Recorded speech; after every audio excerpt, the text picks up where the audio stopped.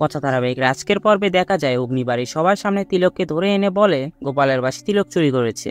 কথা বলে আপনার একটুকু বিন্দুমাত্র ভয় নেই, কতটা নির্লজ্জ আপনি, আজ গোপালের সামনে সবটা স্বীকার করবেন। তখন চিত্রা কথাকে বলে এতটা রাগারাগি করো না, আমি দেখছি। এই বলে তিলকের জামার কলার ধরে বলে কেন এসেছেন আপনি, আর বলে অজ্ঞান হয়ে যাওয়ার নাটক করো, বাকিটা আমি সামলে নিচ্ছি। এরপর সবাই মিলে তিলককে চেপে ধরলে তিলক অজ্ঞান হয়ে যাওয়ার নাটক করে। তারপর সবাই মিলে তিলককে ঘরে নিয়ে যায়। তখনই চিত্রা আক্ষিকে বলে তিলককে আমার ঘরে শুয়ে দে। এরপর তিলককে চিত্রার ঘরে শুয়ে দেয়। তারপর প্রত্যয় তিলককে ট্রিটমেন্ট করার জন্য ডাক্তারকে ফোন করে। ডক্টর এসে তিলকের চেক আপ করে সবার সামনে বলে বাইরে থেকে কোনো কিছু লক্ষণ দেখছি না, হয়তো অতিরিক্ত মেন্টাল প্রেশারে অজ্ঞান হয়ে গেছে, ঘুমালেই ঠিক হয়ে যাবে। এই বলে সে সেখান থেকে চলে যায়। তারপর অগ্নি রেগে গিয়ে তিলকের জামার কলার ধরে বলে অনেক হয়েছে, ওট, চুরি করতে এসেছিস কেন বল। পাশ থেকে প্রত্যয় অগ্নিকে বলে তুই মাথা ঠান্ডা কর, ওকে আমি দেখছি, এক্ষুনি অ্যারেস্ট করার ব্যবস্থা করছি। ওদিকে চিত্রা ডক্টরকে বলে আপনাকে সবার সামনে বলতে হবে ওনার অবস্থা ভালো না, কারণ উনি কিছুক্ষণের মধ্যে অ্যারেস্ট হবেন, আর আমি চাই না উনি মুখ খুলুক। ডক্টর বলে আমি এসবের মধ্যে নেই। চিত্রা বলে আপনার ভয় পাওয়ার কোনো কারণ নেই, কত টাকা লাগবে আপনার।